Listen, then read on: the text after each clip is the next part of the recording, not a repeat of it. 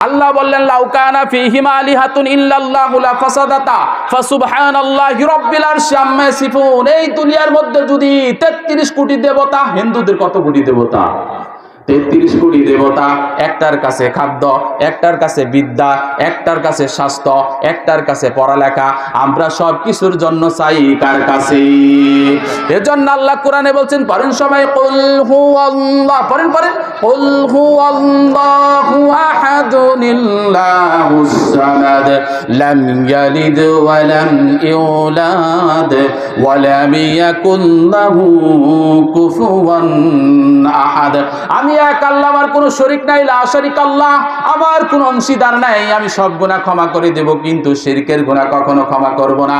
আমি কাউকে জন্ম দেই নাই, কারো কাছ থেকে জন্ম নেই নাই, আমার সমকক্ষ কেউ হবে না, আমি একমাত্র আল্লাহ। সুবহানাল্লাহ বলেন। এজন্য আল্লাহ বললেন লাউ কানা ফীহিমা আলিহাতুন ইল্লাল্লাহু লাফাসাদাতা, যদি পৃথিবীর মধ্যে দুজন আল্লাহ থাকতো, এক আল্লাহ বলতো তুই খালি প্রত্যেকদিন মাতবাড়ি করাস, সূর্য ওঠাস পূর্ব দিক থেকে, আজকের মাতবুরি আমার, সূর্য ওঠাবো দক্ষিণ দিক থেকে, না হয় উত্তর দিক থেকে উঠাবো, দুই আল্লাহর সাথে ঝগড়া লেগে দুনিয়া ধ্বংস হয়ে যেত।